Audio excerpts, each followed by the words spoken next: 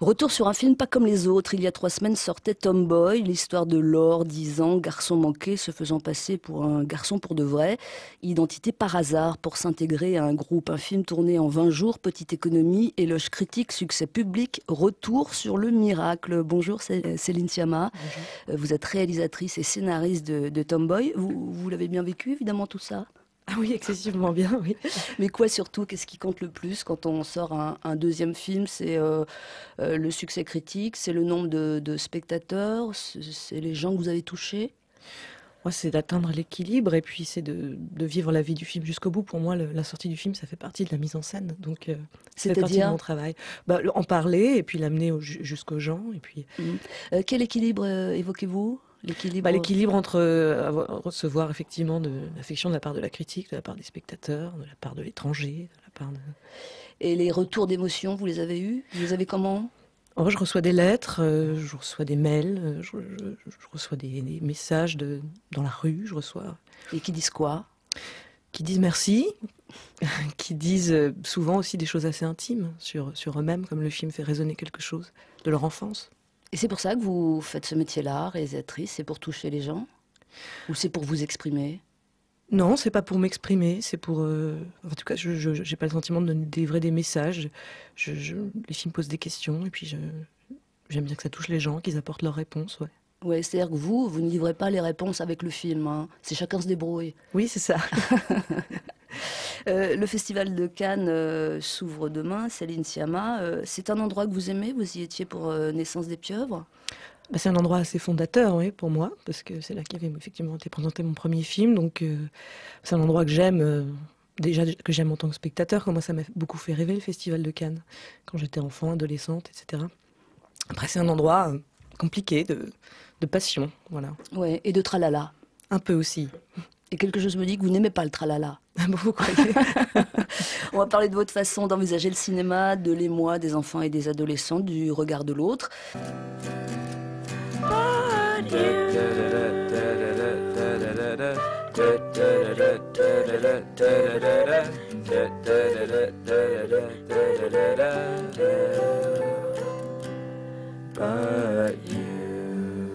Moldy Peaches, Anyone Else Than You, c'était la musique du film Juno.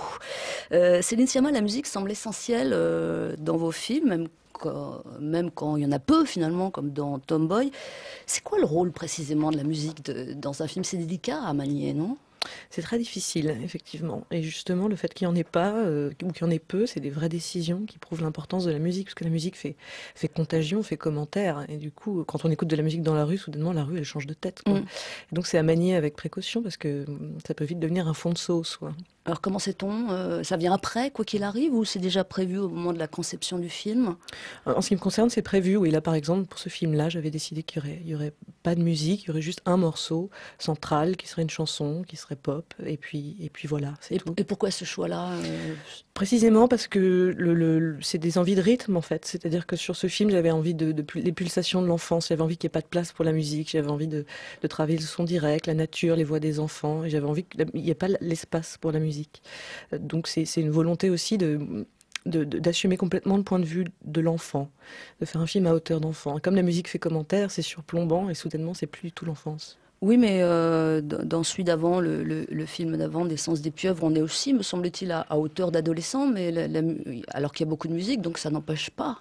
Non, ça n'empêche pas, mais les rythmes sont très différents. Et dans le film précédent, on est dans un rythme qui est plus mélancolique et qui est un peu plus, on est plus dans des plans séquences, et du coup la musique s'intègre assez parfaitement, et en plus c'est une musique électro qui évoque l'adolescence.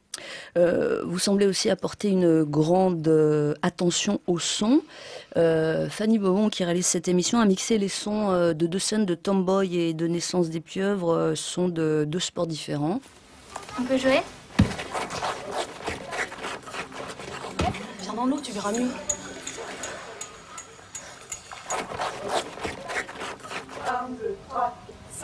Bon, entendu juste comme ça vous dit quoi? Ça vous parle ou... Non mais c'est toujours amusant de voir. C'est difficile de faire des échos soi-même Ouais. entre ces films, dans son Je pense travail. que vous passez pas votre temps à ça. Donc, Non, mais du coup, ça m'émeut toujours de voir quand il y a des, oui, quand les autres font des parallèles. Du coup, ils vous sautent aux yeux.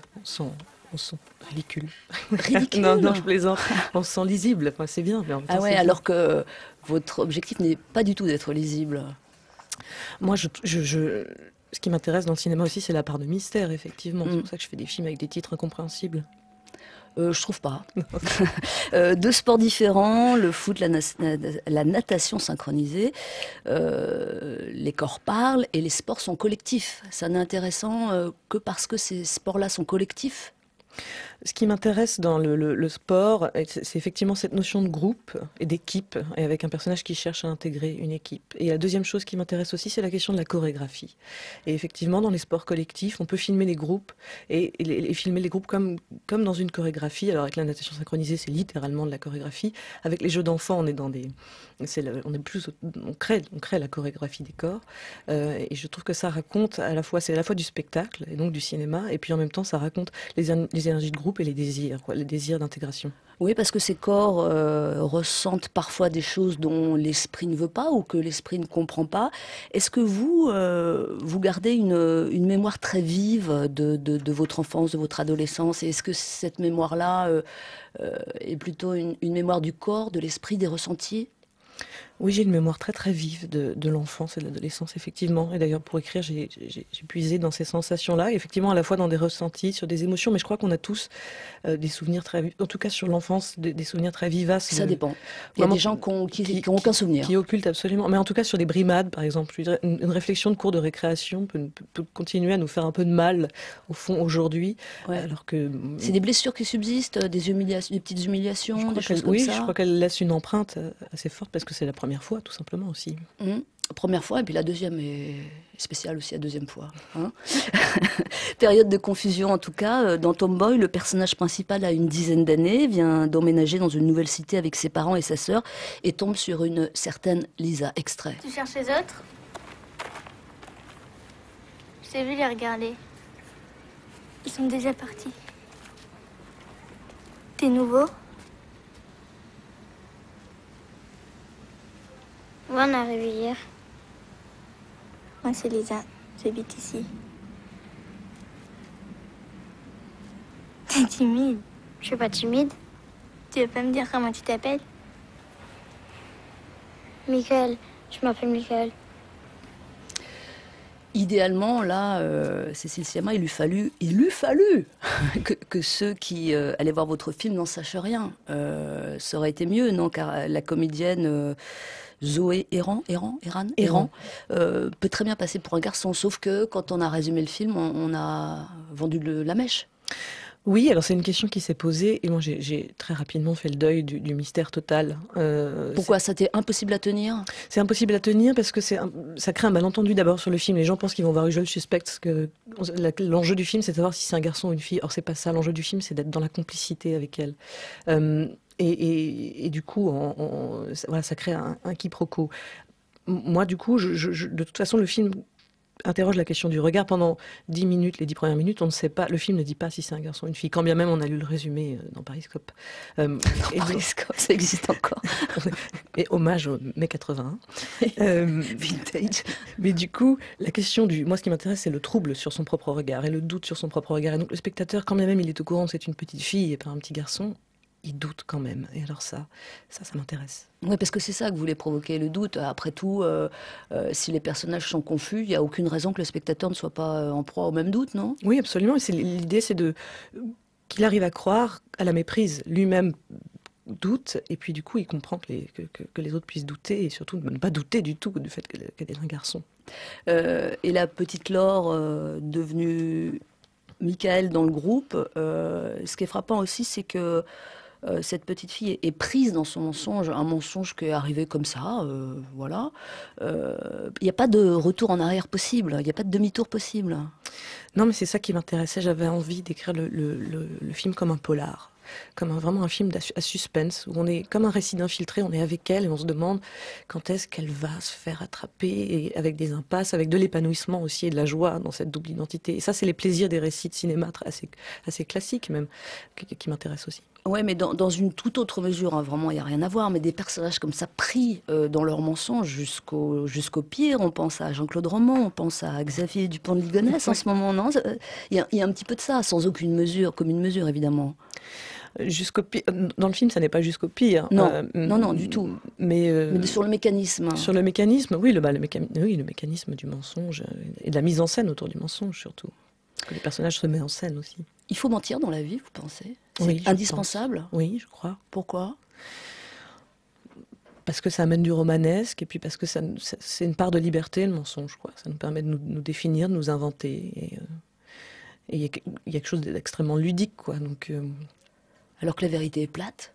Non, la vérité n'est pas plate, mais le mensonge permet de faire d'émerger une vérité, et donc, du coup, de la rendre, de mettre en scène sa découverte, et du coup, de lui donner une autre saveur aussi, parfois. Tomboy, les critiques sont unanimes. Dès les premières images de Tomboy, on est séduit, étonné, accroché. C'est un film solaire sur une ambiguïté obscure. C'est un long drink de fraîcheur et de raffinement. Et pour moi, vraiment la grâce à l'état pur. C'est vraiment une sensibilité, d'une exquisité rare. C'est un film totalement universel sur ce que nous sommes, sur ce que nous voulons être. Il y a une autre chose aussi qui est très forte dans ce film et qui couvre vraiment tout le long du film, c'est la sensualité. Et Céline Sciamma, elle accède, je trouve, à une marche supérieure. C'est une immense cinéaste et c'est un film simplement bouleversant, magnifique, superbe. C'est pas une thèse, c'est un film qui me rend folle d'amour. Magnifique, ça rappelle ces ambiances à la Piala, à la Truffaut. C'est absolument un bijou, allez-y, vraiment. Ça m'a rendue super heureuse. Waouh, je t'ai plus. Incroyable. Alors, en mode compile, comme ça, je peux ramener le MP3 chez moi. Bien sûr. On peut même vous le boucler pour que voilà, ça dure des heures. Critique extraite du Cercle de Canal+, du Masque et la Plume de France Inter notamment. Bon, des critiques très positives, il n'y a rien à dire, j'imagine, c'est toujours agréable. Mais est-ce que vous êtes tombé aussi sur de bonnes critiques, c'est-à-dire des critiques qui faisaient mouche et qui faisaient totalement écho à ce que vous vouliez faire?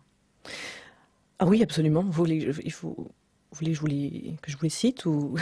Non, mais qu'est-ce qui vous a fait plaisir? Pas dans les compliments, quoique les compliments sont toujours agréables, mais sur le côté, j'ai été comprise. Mais c'est quand on déplie le film le plus possible.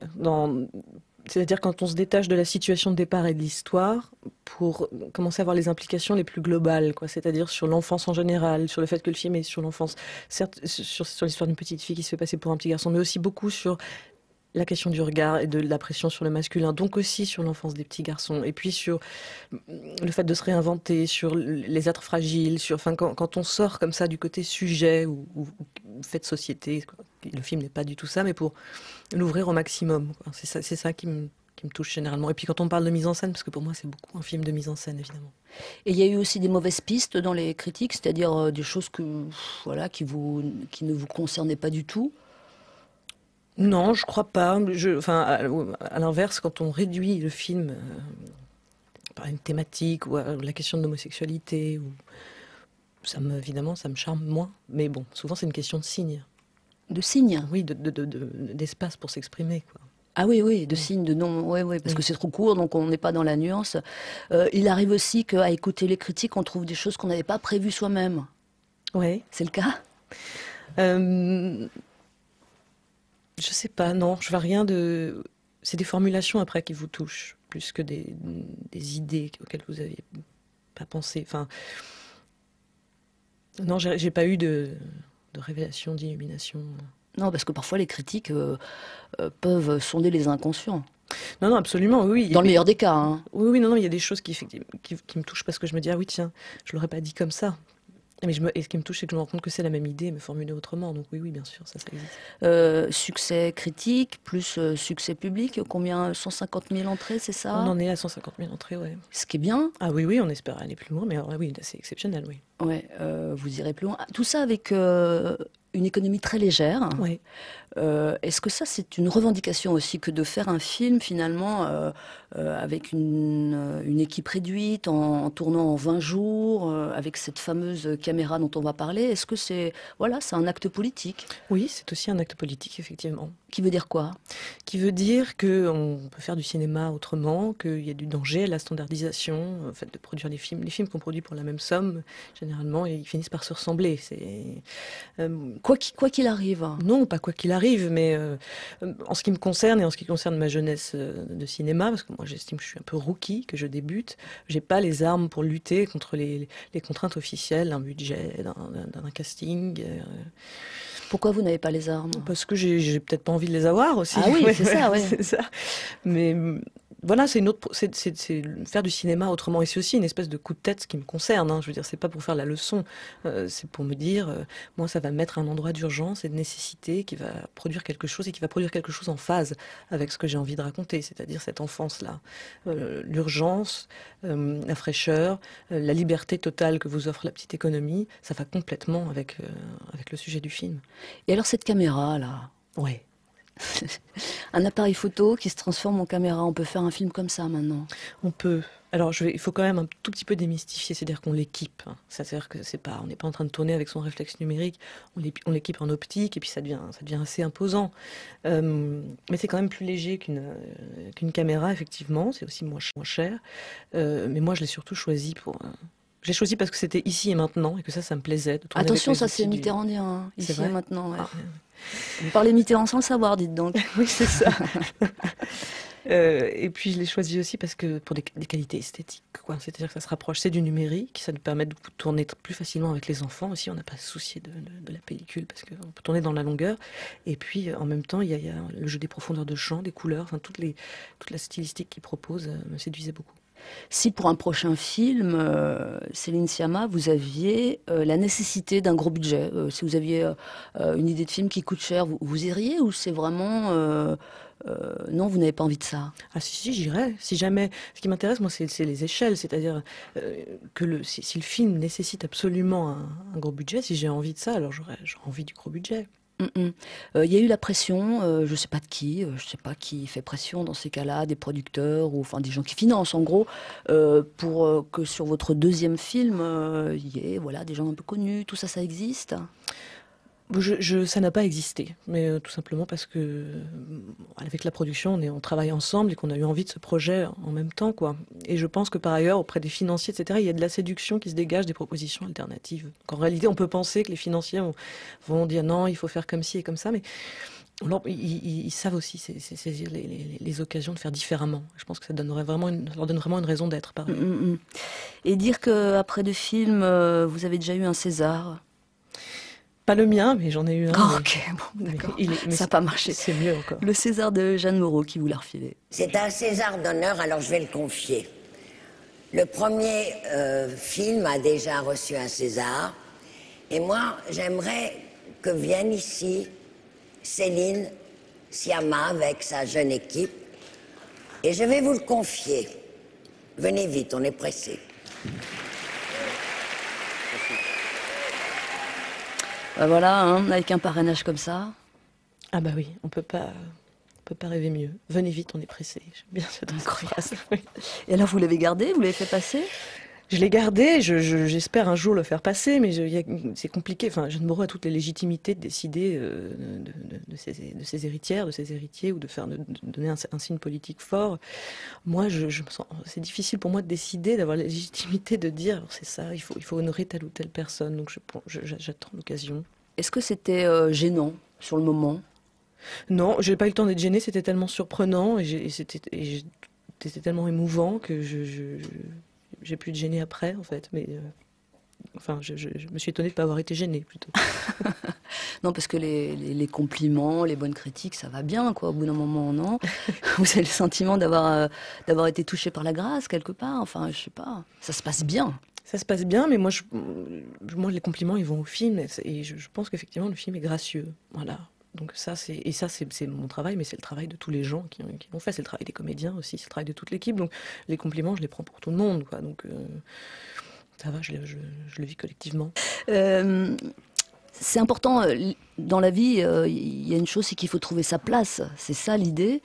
Pour vous, ça a été immédiat, non pas de trouver votre place, mais d'avoir envie de cinéma, ce qu'on appelle une vocation, c'est venu assez vite?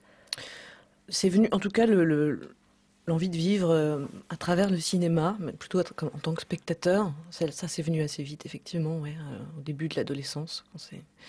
Le cinéma est devenu mon objectif, quoi. Mon objectif, c'était d'aller au cinéma.